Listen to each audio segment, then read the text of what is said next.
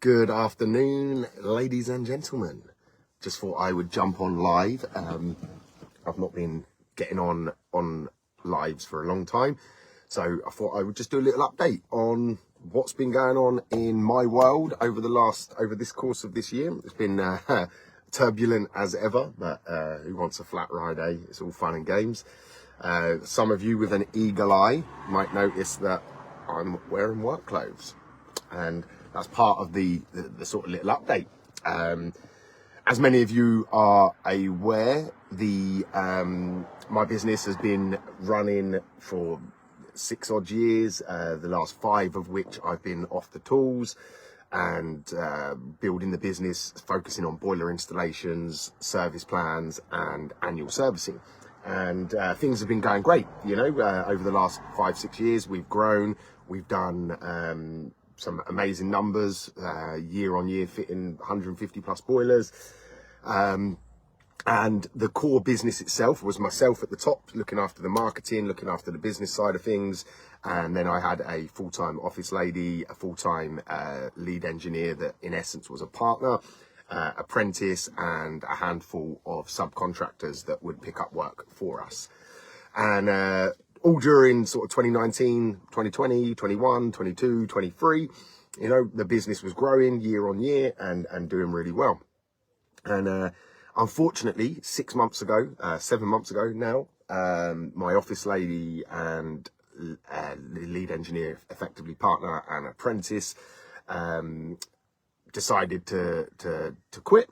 Obviously, there's 2 sides to the story, and I'm not going to go into the finer detail of what was right, what was wrong, who did what, but ultimately it was a very quick impact on the business. I basically woke up one morning and the whole business had lost its foundation, and so I was a bit confused with what to do, because Off the Tools had done so well over that period. It was my full-time, well, it still is my full-time occupation, is working with guys like you from all over the country, helping them build their businesses, building the infrastructure through technology and through coaching and mentoring and collaboratively with the lads in the group. And that is still doing amazing. That's growing, and that's fantastic. But this update's really on what I've been doing myself. So when that obviously happened, the shit hit the fan, let's say. My first thing was to deal with the immediate. We had a few weeks work booked in, so I doubled down. I focused on just getting through those first few weeks.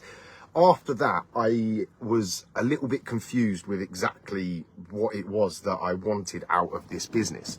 It's got a brilliant reputation, 1,200 plus reviews, thousands of customers, hundreds and hundreds of service plan customers.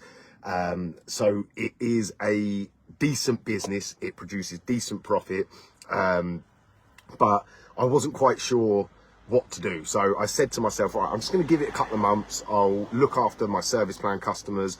I won't really focus on, I'd turned off all the marketing, stopped chasing work, and just sort of bunkered down to focus on the customers that were service plan customers. And that's what I did, over summer. Thankfully, it was a fairly quiet summer. So I know, obviously, from being part of these communities, a lot of companies across the country have had a big downturn this year, and it played into my hands, because it meant that I only had to do a couple of days going out, pottering around, subbing out a bit of work here and there, and that was what I was doing. And over that time, I kept saying to myself, right, let's look to sell it.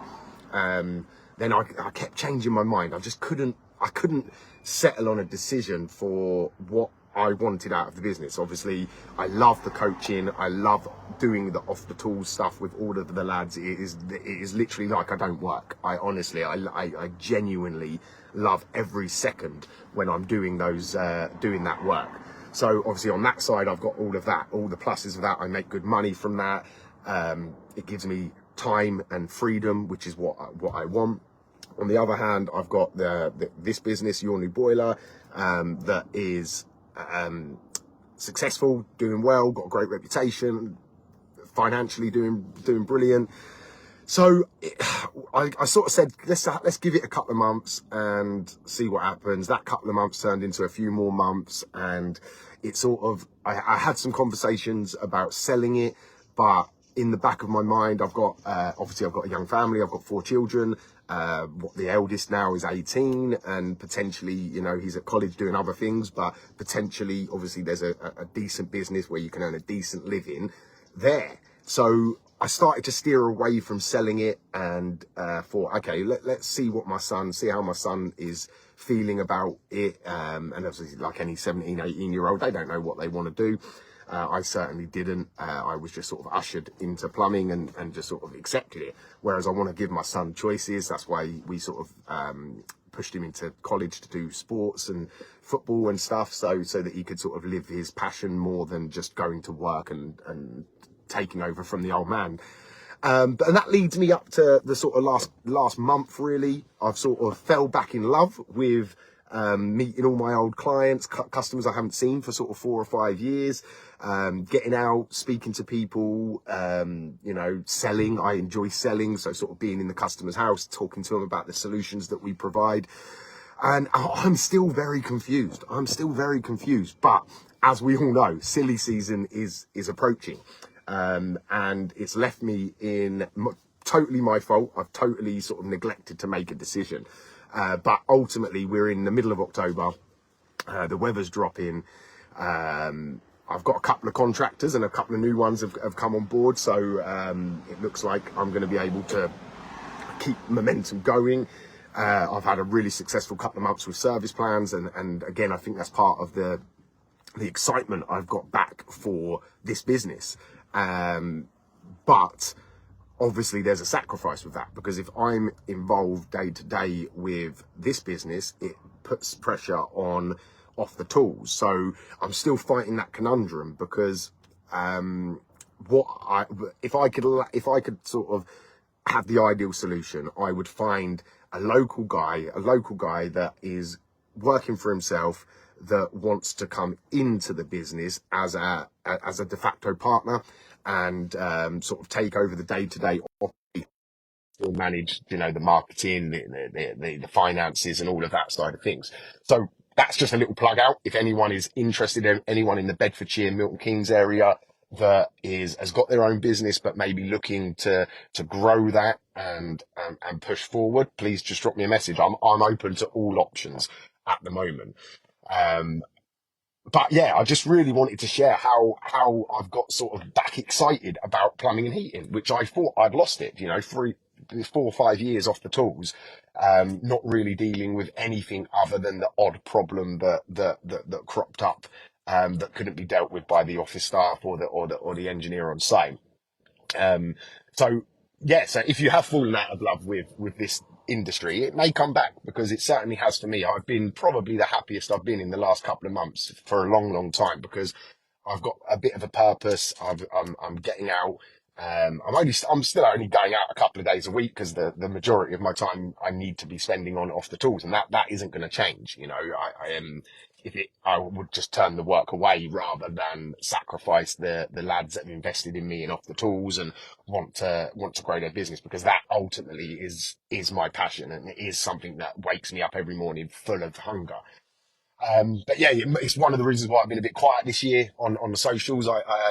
Is just because I've sort of not really had any clear direction. And although I still don't necessarily have that clear direction now, I'm sort of more comfortable with the position I'm in, um, and I trust that a solution will come.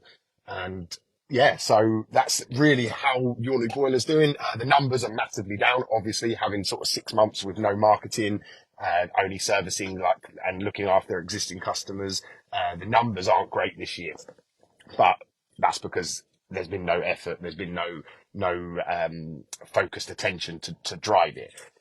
So I'm not concerned, because we have hundreds, thousands of customers. So that workflow is still there, and it's still generating a profit. So that's good. But off the tools, is, like I said earlier in the video, is still going fantastic. We're getting, new people join, but we're also keeping hold of people that have been in the program and in the group for year, 2 years, 3 years, and results are really starting to show, because I've always said what I do isn't sexy. You know, I'm not Joseph Valente. I'm not going to be driving around on a Range Rover shooting money off of, out of a cannon. You know, that's not me. It's not my style. I'm a real honest person. If I don't believe that, if I don't believe in it, I'm not gonna say it or promote it. So when I speak to when new people approach me about Off the Tools, and what we do, I tell them, look, mate, it's not sexy. It's slow. It's slow. It's going to cost you money. Obviously, not only paying me, but you're going to have to invest in other things like websites, marketing, um, assets like flyers, signs, you know, sign writing, all of the stuff. It's good, like, you know, it's not like 3 months and bang, off you go. You fixed your business and away you go. It's a slow progress, and most of the lads are taking 12 to 18 months to really see the benefits of working with me. And ultimately, it's not just me, because the community, the group, there's about 40 guys in it at the moment, and they come from all different walks of life. We've even got a few Sparkies. Yes, I know they do wear pink skirts on the nights out, but hey ho, what can we do? We have to accept that, don't we? But yeah, no, it's a mixed community. That we've got businesses that are turning over £1 million. We've got businesses that are just starting out. We've got businesses in between, and everybody in that community comes to the group open-minded, willing to share, willing to help. So I don't ever, and I've never ever professed to know everything. So when one of the lads might come to the weekly Zoom call that we host, they might have a problem, and 5 of the other lads will be like, do you know what? I went through that last year, and this is what I did. And then we all sort of collaboratively bring it together. So if you're thinking of potentially joining Off the Tools, the best time to plant a tree was 20 years ago. The second best time is today. So make a decision if you want to sort of push your business and grow, and you accept that it's not going to be fast. It's not going to be sexy. There's going to be pain. It's going to be hard work. You're going to have to get in the trenches and deal with problems. Then, Off the Tools Alliance might be the place that can support you. There's lots of coaching and mentoring and stuff out there. And I believe that any coaching that comes from the right person with the right heart will be helpful. So I'm not trying to profess that I'm better than anybody, or that my results will be different. But I just believe in being honest and sharing that it may take a bit of time. But what better place to do that than a group full of other blokes all trying to do the same? So yeah, just a little update. Hopefully that explains maybe why I've been a little bit quiet, and why you might be noticing me in a bit of work gear. I'm just waiting for a quote, by the way. Arrived half an hour early, so luckily I went to Starbucks first, got me coffee.